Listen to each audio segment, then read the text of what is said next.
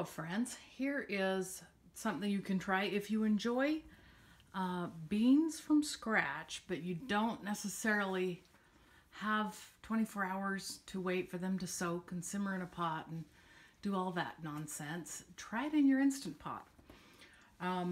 We're going to take a pound of pinto beans.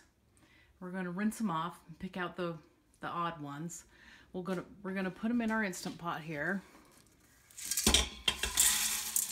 So this is a pound that's been rinsed off. Just set that in the pan.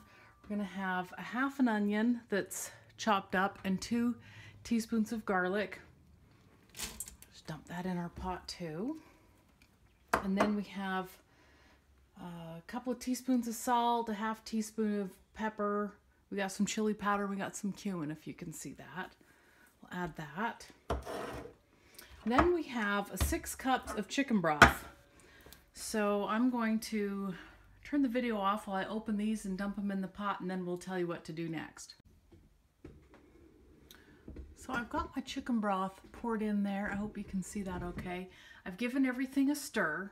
At this point, we are going to put our lid in place. Sorry about that. We'll put our lid into place. And remember, if you're new, check your ring, make sure that's seated in place, and then check your basket. Check that you got your sealing knob on. And I sometimes like to make sure my little silver pin is loosey-goosey, not stuck. We'll put our lid on. And we're going to set this for 30 minutes on high pressure. So we go to manual. My 6 quart currently defaults to 30 minutes.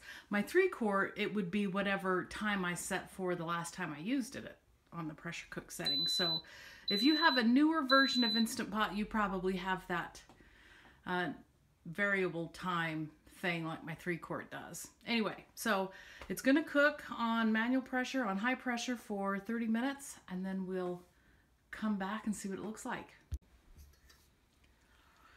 Now, when your Instant Pot is finished, you just let it do a natural pressure release. So if you're new to Instant Pot cooking, that means you just leave it alone. You leave it alone until this little button, your little pressure button right there, drops down on its own. A quick pressure release, you do this, but a natural pressure release, you just leave it alone until that drops down on its own.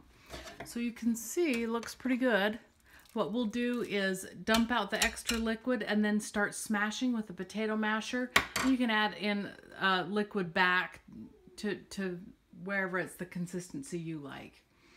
And then you can salt and pepper and adjust the seasonings to your taste. So give this a try. We're having this for dinner tonight, and happy cooking.